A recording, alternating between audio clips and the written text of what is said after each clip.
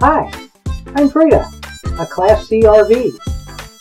This time we traveled to a famous town close to my heart, Marceline, Missouri. Famous for what? Keep watching.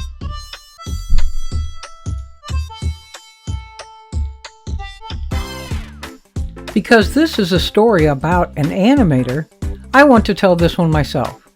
I hope Patty doesn't mind.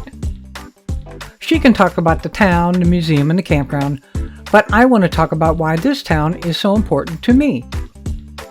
It's the boyhood home of Walt Disney, and while I can't go to his parks or watch his movies by myself, I still have to think of him as kind of a great-great-grandpa.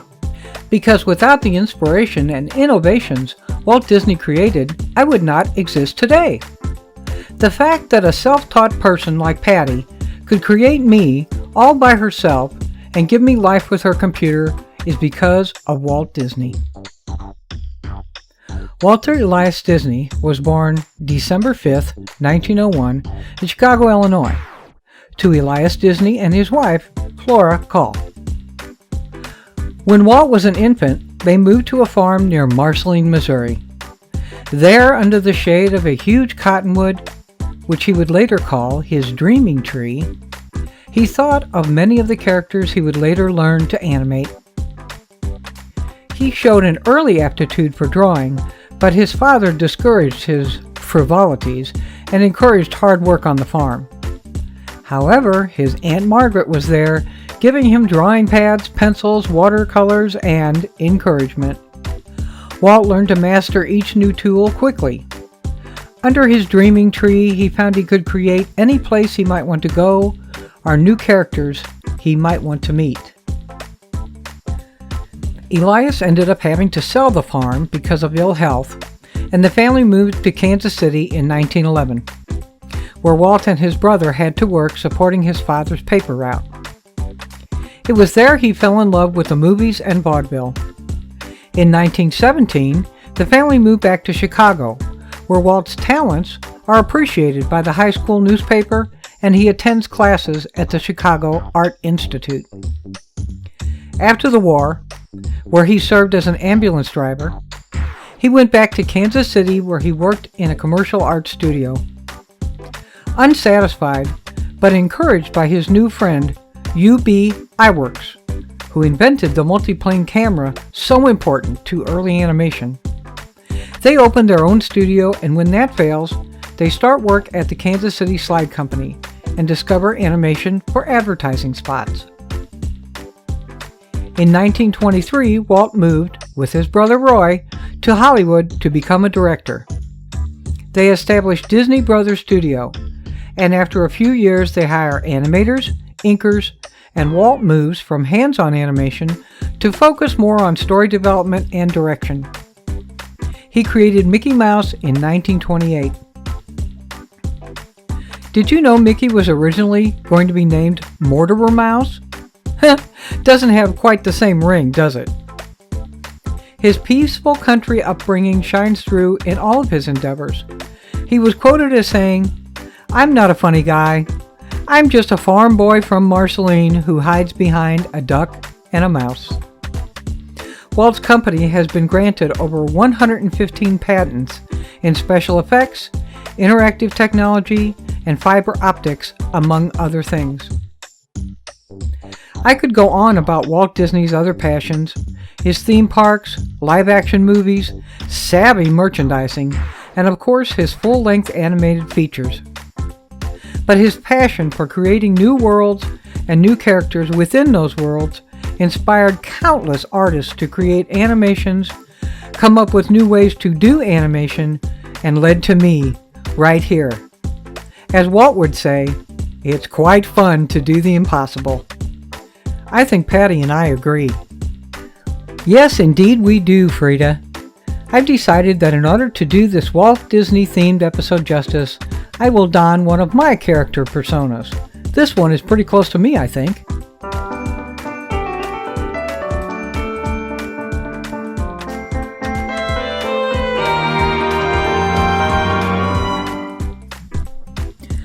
To continue, Jim, friend Rob, and myself went to the Walt Disney Hometown Museum. Dedicated in 2001, it is housed in a beautiful old train depot, and there are reminders of that in the building and outside. The lovely docent, who's been there since it was dedicated, was able to answer any questions. The best part was the huge collection of artifacts, much of it donated directly from Disney family members.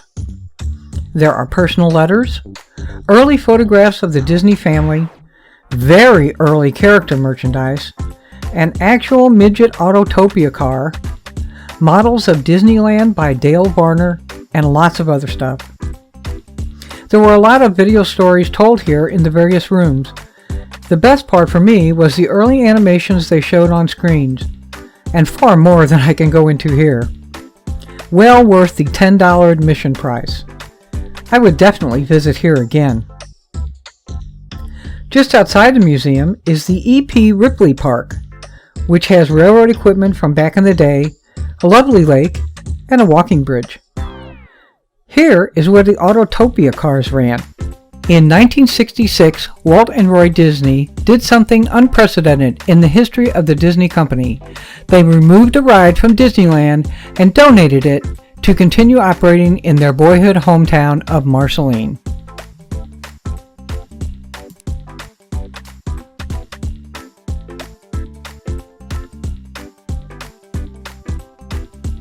The next day we went out to the farm and were disappointed to see the dreaming tree was no more.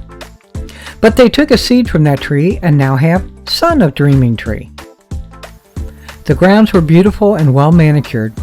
You could see a lot of apple seedlings and trees throughout, as the farm grew apples back in the day. My favorite was this stunning weeping willow and this cottonwood by the lake. The barn was a reconstruction, but built from the plans for the original and retained its charm. They allow people to leave a message on the interior walls, and boy did they. Even the rafters are covered.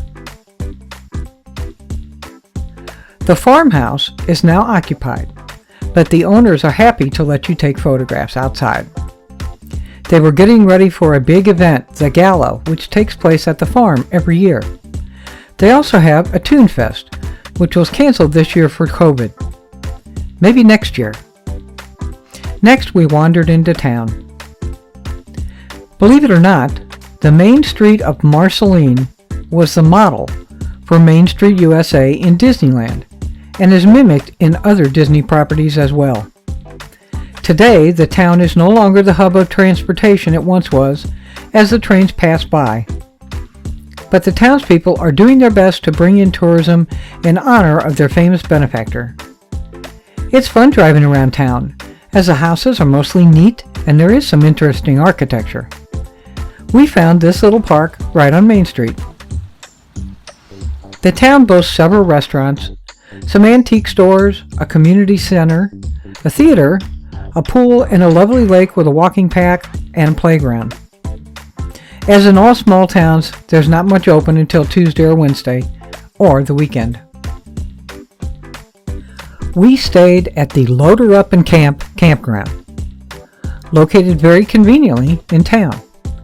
In fact, it feels like you've just moved into a suburban neighborhood. A nice wide gravel road makes it easy to back into your spot. There were really nice trees in all of the spots, highly trimmed up for you taller travelers, so you get a nice mix of shade and sun. The owner has brought this farmer trailer park back to life.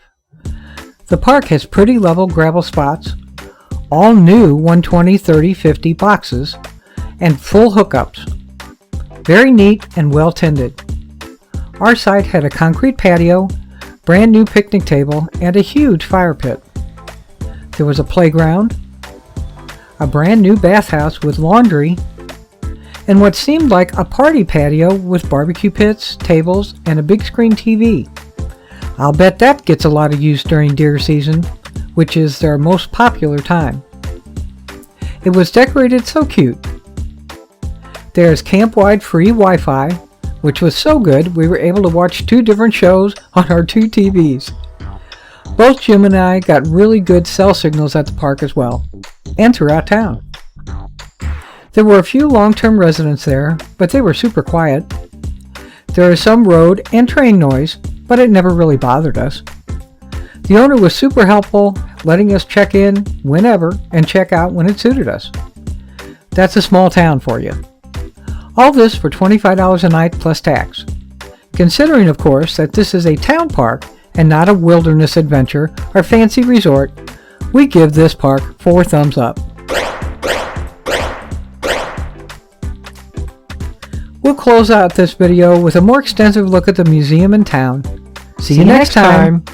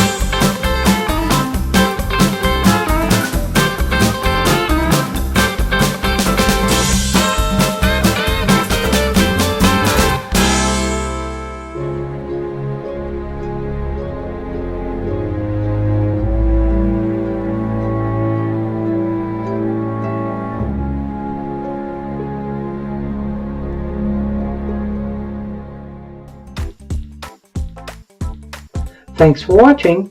Click the red button to subscribe. Click the thumbs up below to like. Click the bell to be notified of our next video. And share, share, share.